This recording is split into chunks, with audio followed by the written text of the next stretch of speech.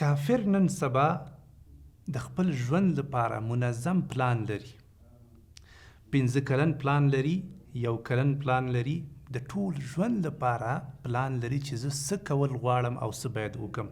خو مسلمان متاسفانه هیڅ پلان نه لري، هیڅ هدف نه لري، بې بندوباره بې معنا په خپل ژوند کې مخکې روان ده. حال دا سبحان الله چې د دې قرآن شریف نه موږ دا خبره زده کوو چې باید د پلان سره په دقیق ډول باندې موږ تاسو مخکې لاړ شو. کله چې دوستانو یوسف علیه السلام ته دا خوب بیان شو چې پاچا داسې خوب لیدلی چې و ډنګرې غواګانې راجګیږي او و چاغې غواګانې دا خوري او له منځه وړي، و دانې وږي راتاویږي، له و دانو لمدو او تازه وږونه او له ځان سره یې سوځوي. د خوب تعبیر راوویسته، وایي له دغه 7 کلونو سرسبزه کلونو نه، هغه کلونه چې په هغه کې برکت او خیر ډېر زیات ده، له دې نه وروسته سخت 7 کلونه را روان دي، وچکالي را روانه ده. نو د هغه لپاره یې منظم پلان جوړ کړ. یوسف علیه السلام په خپل ژوند کې د 14 کلونو منظم پلان درلوده. هدف یې دا و چې خلکو ته نجات ورکړي، خلک له وچکالي سره له قحط سره مخامخ نشي، خلک وږي نشي، تږي نشي، له جنجال سره لاس و ګریوان نشي. سبحان الله. یوسف علیه السلام دا خپل پلان بیانوي، فرمای قال ویل یوسف علیه السلام تزرعون 7 سنین دأبا، تاسو به 7 کاله مسلسل کښت کوئ او حاصلات به لاسته راوړئ. فما حصدتم فذروه فی سنبله الا قلیلا مما تأکلون، نو کوم یو شی چې تاسو هغه ریبئ یا حاصلات لاسته راوړئ، نو تاسو هغه بیرته په وږي کې یو څه ناڅه پرېږدئ، مګر هغه کم څه چې تاسو یې خورئ هغه ترې نه راواخلئ چې ستاسو بسنه پې کېږي.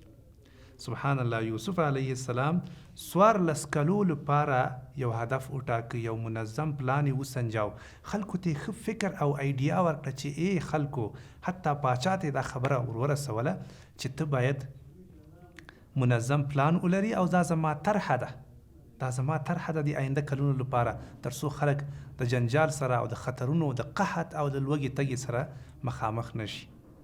نو ای مسلمانه، اخر ته باندې څه چل شوی ده چې بې معنا په خپل ژوند کې مخکې روانې. یو عالم د هغه وایي زه تعجب کوم داسې یو انسان ته چې هغه د سفر لپاره برنامه لري، پروګرام لري، پلان نیسي چې زه سفر ته روان یم، څه وکړم، کالي د ځانه سره اخلي، پیسې اخلي، بل څه کوي.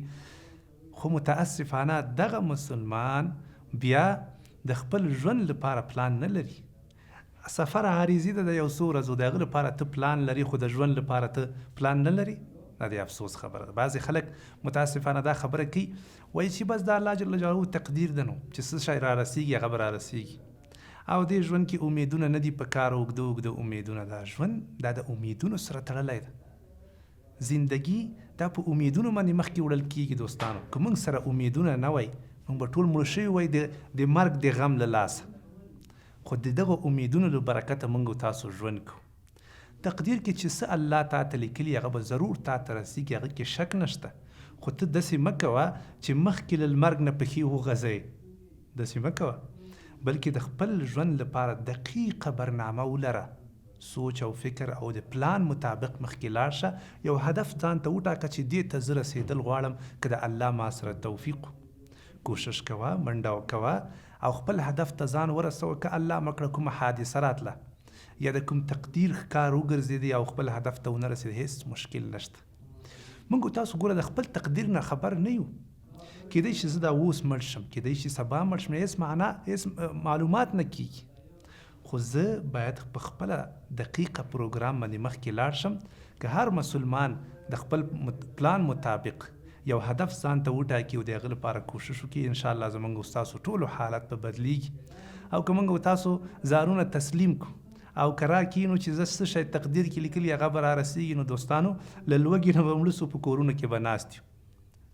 موږ تاسو دین کار ته تشویقوي، عمل وقل اعملوا. الله جل جلاله فرمایي داسې نه دی کرا کینئ، سوچونه وکړئ او خبرې وکړئ. الله فرمایي وقل اعملوا، عمل وکړئ، کار وکړئ، فسیر الله عملکم ورسوله. الله به ستاسو عمل وویني، پیغمبر به وویني، مسلمانانو ته هم دا هر څه ښکاره شي.